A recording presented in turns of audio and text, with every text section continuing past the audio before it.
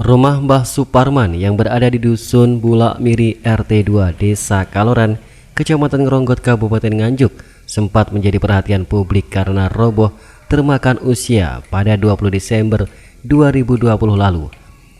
Setelah 2 pekan berlalu, akhirnya kini rumah Mbah Suparman dapat kembali berdiri kokoh dan dihuni dengan tenang.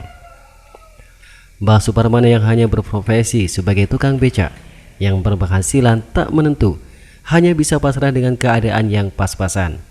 Apalagi saat itu rumah satu-satunya yang menjadi tempat berteduh ambruk termakan usia.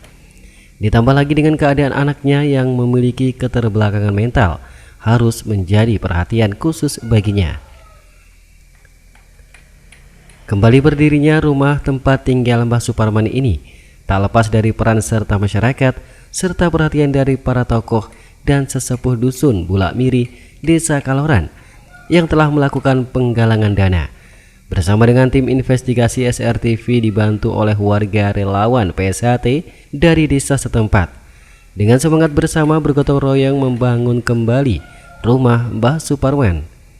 Raut wajah dan perasaan senang yang tak terhingga terlihat saat Mbah Suparman menyaksikan rumahnya berdiri kembali.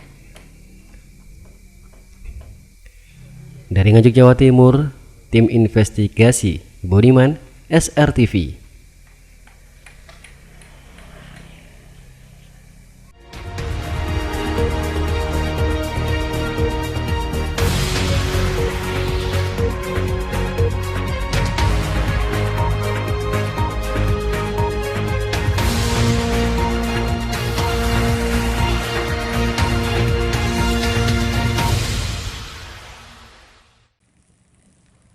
Kasus konfirmasi positif COVID-19 di Kabupaten Nganjuk terus mengalami peningkatan yang luar biasa. Bahkan dalam satu hari saja pada tanggal 5 Januari 2021, kasus terkonfirmasi tercatat mengalami penambahan sebanyak 31 orang. Sementara itu tingkat kesembuhan juga mengalami penambahan. Tercatat ada sebanyak 33 orang sembuh per hari ini. Wakil Bupati Nganjuk Marhen Jumadi terus berpesan kepada masyarakat untuk tetap patuh terhadap protokol kesehatan dengan memakai masker, jaga jarak, hindari kerumunan, serta sering cuci tangan. Wakil Bupati juga menerangkan bahkan hingga saat ini ruang IGD RSUD Nganjuk juga dilakukan penutupan sementara karena ada sejumlah nakes yang juga terpapar COVID-19 sehingga diperlukan tracing dan pembersihan di dalam lingkungan IGD tersebut. Menaati protokol kesehatan, pakai masker, jaga jarak, hindari kerumunan, sering cuci tangan. Dan sekarang ini di rumah sakit, di UGD atau di IGD sementara kita lockdown karena ada beberapa tenaga kesehatan yang terkonfirmasi sehingga kita perlu tracing dan juga kita perlu yang namanya pembersihan di lingkungan itu. Sementara pelayanan IGD kita tidak terima dulu alias kita lockdown. Maka dari itu saya berharap pada masyarakat untuk memahami, mengerti bagaimana yang namanya rumah sakit yang seharusnya sebagai garda terakhir sekarang ini malah terbalik menjadi garda terdepan. Caranya bagaimana? Maka mari kita bersama-sama untuk jaga betul yang namanya protokol kesehatan. Sementara itu terkait dengan kegiatan hajatan, Wakil Bupati juga meminta untuk mengontrol jumlah undangan yang datang. Sebab undangan yang tidak terkontrol dan terlalu banyak dikhawatirkan akan menjadi tempat penyebaran COVID-19. Selain itu, dengan meningkatkan imunitas seperti olahraga, minum vitamin, makan makanan yang bergizi, merupakan pertahanan setelah menerapkan protokol kesehatan agar terhindar dari penularan virus COVID-19.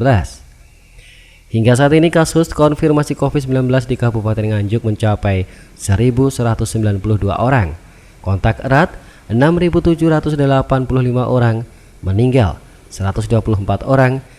Terakhir penambahan kasus meninggal terpapar COVID-19 ada penambahan 6 orang. Dari Nganjuk, Jawa Timur, Tim Liputan SRTV.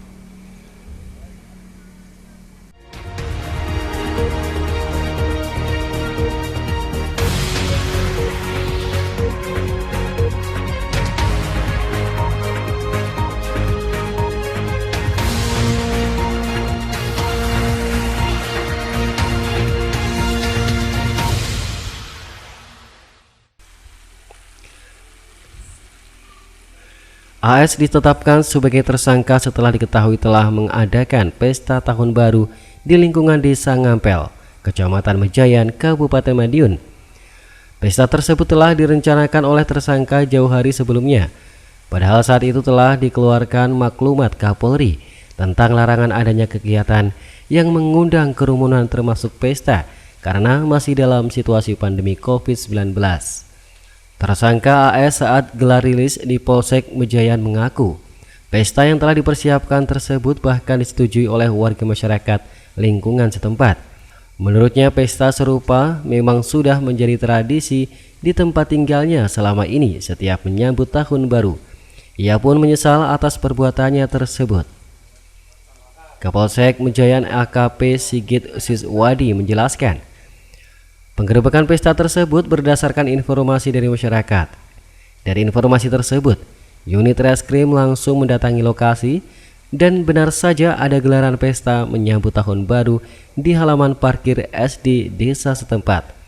Polisi pun langsung mengamankan 10 orang untuk dimintai keterangan dan menetapkan 1 orang tersangka yang bertanggung jawab sebagai penggalang dana yaitu AS. Setelah itu kami pengembangan, panggil lagi yang bersangkutan, kita periksa lagi di sini, hanya mengerucutlah bahwa yang punya ide, sebenarnya ada salah satu inisial saja, AS di sini, dia punya ide mau melaksanakan kegiatan tersebut. Polisi pun mengamankan sejumlah barang bukti diantaranya minuman keras, alat musik sound system, proyektor, dan petasan. Tersangka bakal dijerat dengan pasal 93 Undang-Undang RI Nomor 6 Tahun 2018 tentang kekarantinaan kesehatan dengan ancaman hukuman 1 tahun penjara atau denda 100 juta rupiah. Dari Madiun, Jawa Timur, Imam Iswanto, SRTV.